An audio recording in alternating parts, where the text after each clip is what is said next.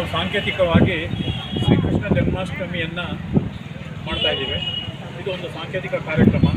ಮುಂದಿನ ದಿನಗಳಲ್ಲಿ ಈ ಕಾರ್ಯಕ್ರಮ ನಿರಂತರವಾಗಿ ಷಷ್ಠಿಪೂರ್ತಿಯ ವಿಶ್ವ ಹಿಂದೂ ಪರಿಷತ್ತಿನ ಷಷ್ಠಿಪೂರ್ತಿಯಂದು ಸಮಾರೋಪಗೊಳ್ಳಲಿದೆ.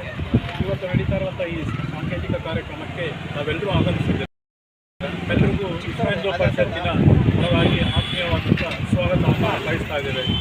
ಶ್ರೀಕೃಷ್ಣ ನಮ್ಮ ಒಂದು ಜೀವನದ ಸಾಕ್ಷಾತ್ಕಾರ, ಇಡೀ ಪ್ರಪಂಚಕ್ಕೆ ಯಾವ ರೀತಿ ಬದುಕಬೇಕು ಅಂತ ತೋರಿಸ್ಕೊಟ್ಟಂತಹ ಮಹಾ ವ್ಯಕ್ತಿ.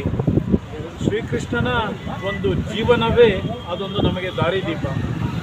ಆತ ತಿಳಿಸಿರುವಂತಹ ಪ್ರತಿಯೊಂದು ವಾಕ್ಯದಲ್ಲೂ ಸಹ ನಮ್ಮ ಜೀವನದ ಸಾಕ್ಷಾತ್ಕಾರಕ್ಕೆ ದಾರಿದೀಪ ಆಗುತ್ತೆ. ಹಾಗಾಗಿ ಆತನ ಜೀವನವನ್ನು ನಾವು ಅರಿಬೇಕಾಗಿದ್ದರೆ ಮಹಾಭಾರತವನ್ನು ನಾವು ಓದಲೇಬೇಕಿದೆ.